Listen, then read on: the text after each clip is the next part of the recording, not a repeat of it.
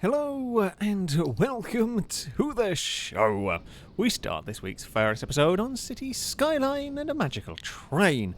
Now, I've played a fair bit of this game. I've seen sometimes if you delete a road or a bridge or whatever that has vehicles on it, trains or cars, they sometimes get a little bit confused. I'm not sure if that was what exactly started this one, but normally they despawn quite quickly or they sort of figure out the way they are supposed to go. This train does not really figure out where. Not only does it continue to float for quite some time in this really weird, janky, sort of pulling itself along but not quite. It did head towards a train line and I thought, right, this is where it was supposed to be going. It was trying to figure out its way to get here so that it could get back on a train line and sort of carry on its merry way in a roundabout sort of way, but no.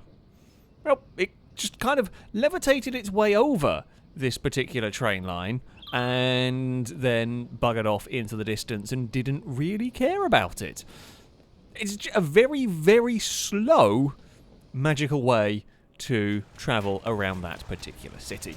To Aeroplane up next on Battlefield 1 is driving around in, an early sort of I say armoured car, not quite, but it turns out car versus horse goes in favour of car quite spectacularly. The horse very much got thrown away in that one. He got some serious distance from a relatively low speed crash. Steel Pigeon up next on Ghost Recon Wildlands.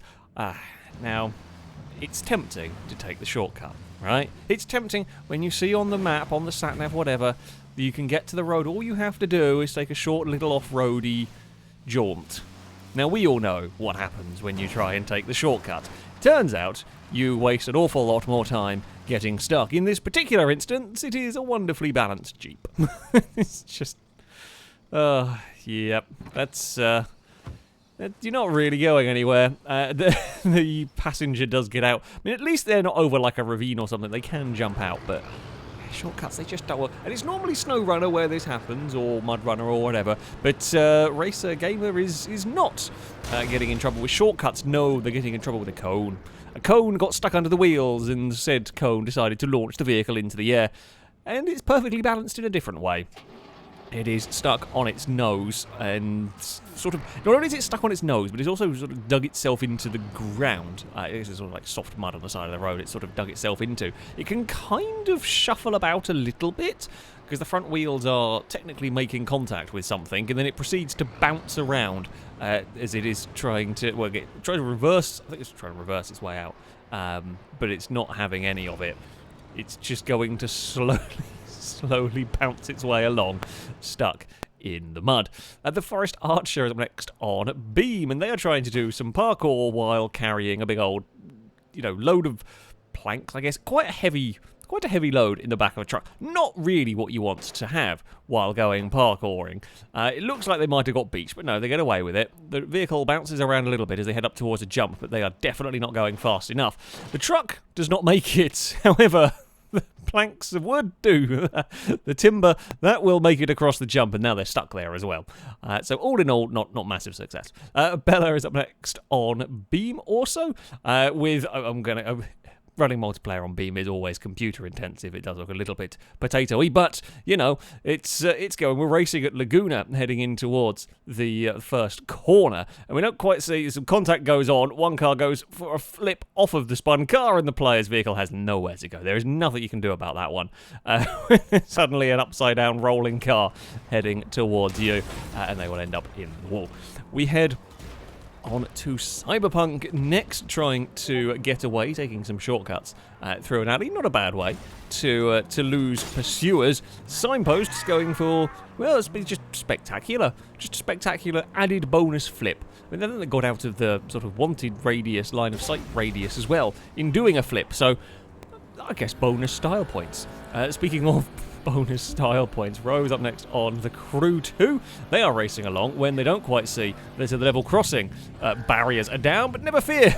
The car's just going to do a backflip around it and carry on. We've seen those cause issues on this game before. That was honestly quite impressive. Niv Racer on Need for Speed Porsche Unleashed with the police car just deciding to slam itself into a wall. It took itself out. The FailRace Police Department have their moments of being good, and then they go back to their usual that. Yeah. It's normally more of that sort of stuff. We head to WRC10 next with an Audi Quattro managing to bump off a railing and then weirdly climb a wall and then sort of Spider-Man gecko itself stuck to the side. It does get reset a bit too quickly, unfortunately. So I think what happens, so it gets wrong through here and bounces off of that. I think it's the hitbox on the planter that kind of holds the Audi against the wall. It's definitely not how it's supposed to go. Race day is up next on Forza Motorsport. Racing at Maple Valley. Now, we've all done this at some point when racing around this circuit. You carry too much speed heading through the final corner. It's really easy to do, and it often ends in a really big crash. Now, that does happen. The worst bit, though, is this is the final lap of the race. The car is leading the way as the AIs try to chase it down and cross the line. Now, the clip ends, I'm going to guess this is where the replay ends for this single-player race. So, yeah, the car goes for a big roll. And it's quite lucky, actually, that it lands back on its wheels. It's a huge tumble.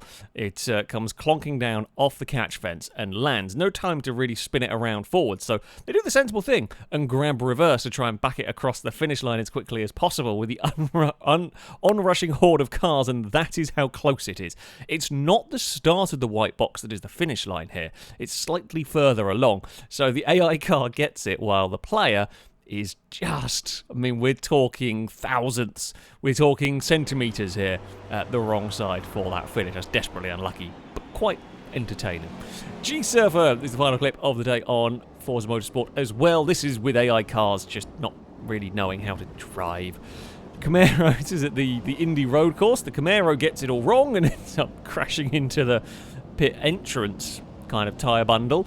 Takes a few attempts at getting in, while some more cars have had problems as well. Basically, if the AIs have an issue here, I mean, it's easy enough to make mistakes here, but if the AIs have issues here, which a lot of them seem to, sometimes on their own, completely on their own, like this Mustang, for example, they get stuck on the grass, and they can't really gather the car back up. The car we're riding on board with here is just caught up, and they end up just sort of pathing themselves into the pit lane. It's just, I guess they're so far sort of out of where they should be, they just end up going into the pit lane. Another Mustang. This time, we're trying to go around the outside of the Dodges here, but can't really hold it all together. It's very similar. This time, the Challenger gets away without being dragged in. I mean, it's the best pit entrance we've seen from a car, which is something, I guess, but they're not supposed to be doing that. But there we go. That is going to be it for this episode. As ever, if you have clips you'd like to submit to this series, you can via a Google form. There'll be a link to it in the description. All the rules and how it works can be found on there. That, though, is going to be it from me. Thank you all very much for watching, and until next time, goodbye.